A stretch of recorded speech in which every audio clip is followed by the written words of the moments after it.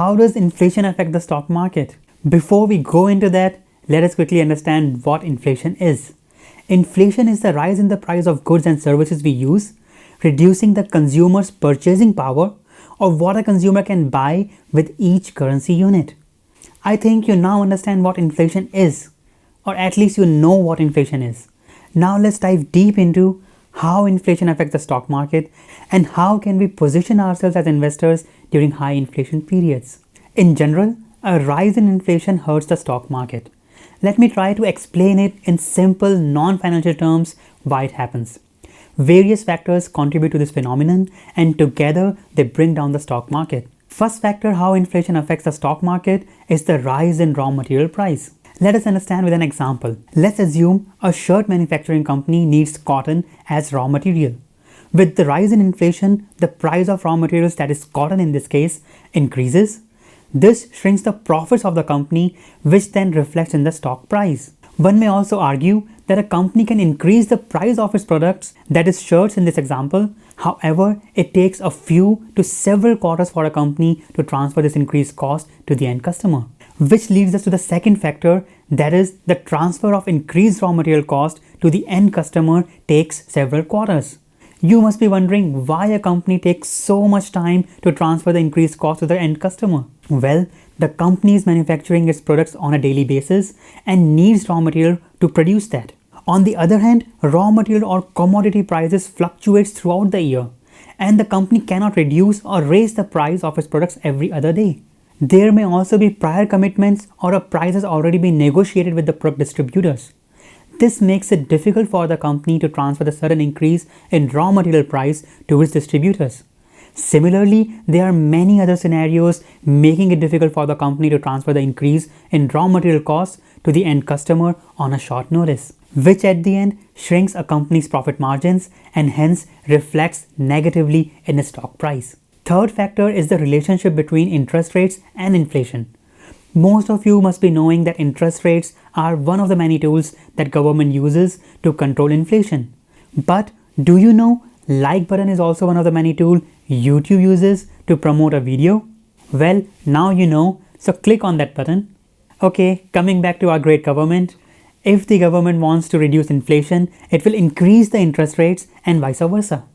Therefore, an increase in inflation forces governments to increase the interest rates, making borrowing money expensive, which in turn makes it difficult for the businesses, especially growth companies, to borrow money.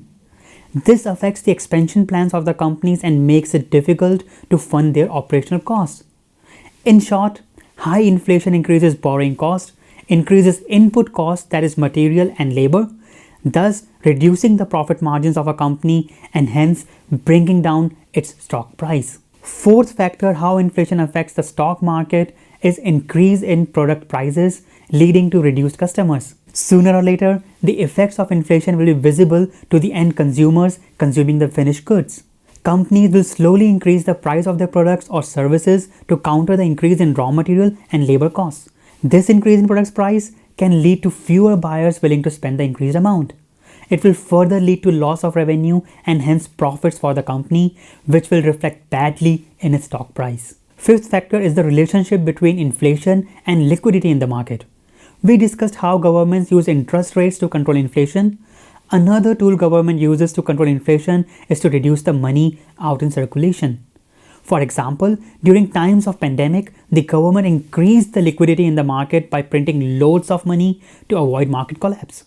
This move made money accessible to investors and companies easily and cheap, which ultimately led investors to invest more money in the market and for companies to expand their operations further. Unfortunately, it is also one of the many reasons we are witnessing a sudden increase in inflation. Similarly, the government can reduce the money supply by taking money out of the market, and this reduced money supply means less money is now available to the investors, consumers and companies, hence curbing inflation and bringing the stock market down. Sixth factor is the relation between inflation and job creation. We have seen how inflation causes profits to shrink, how borrowing money gets expensive during high inflation, and how governments reduce the liquidity in the market to control inflation. All these steps makes companies conservative about their expansion plans and hence negatively affects the job market. As a result, Companies avoid hiring people, which acts as an oil in the fire, making the situation even worse. As unemployment increases, the number of potential consumers reduces, affecting companies' bottom line and forcing companies not to raise wages or hire new people. This becomes a vicious circle hard to break. This again leads to a drop in the stock market.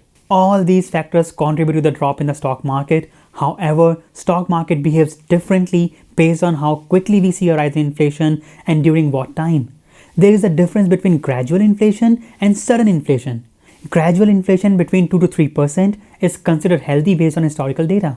S&P 500's real returns are the best during inflation in a range of 2 to 3%. For those who don't know what real return means, real returns are the return on investment minus inflation, or also known as inflation adjusted returns. Coming back, gradual inflation is good for economy. However, sudden inflation hurts the economy most by triggering unemployment, low wages, and poor stock market real returns. Sudden inflation is the rapid increase in prices of commodities due to an unexpected event like war. As per Feds, current inflation is temporary. However, if we look at history, there is nothing that resembles temporary inflation. One thing to note here is that the effects of inflation during boom times are different as compared to bad times. We live in a time where economy is growing and we have lowest unemployment and the money is cheap. In short, we are living in boom time. Now the question is, can inflation ruin it all? Well, I don't think it will bring the world crashing down to its knees. However, I do think it will slow down the growth that we have seen in the past decades. In an interview, Mr. John Bogle mentioned there is a high probability of one of the two things to happen.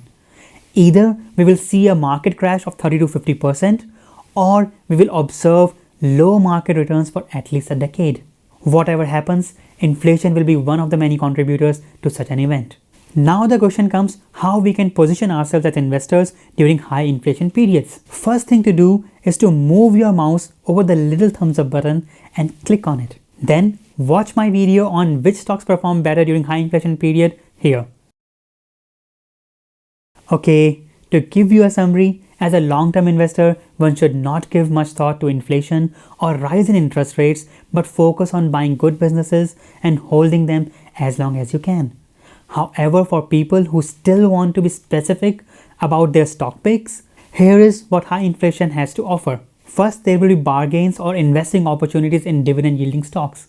Second, due to increasing interest rates, government bonds become attractive because of their safety or less risk with good returns. Investing in companies that control costs, example utility companies, can be rewarding. Value companies perform better than growth companies. And lastly, investing in commodities or companies producing commodities gives better returns.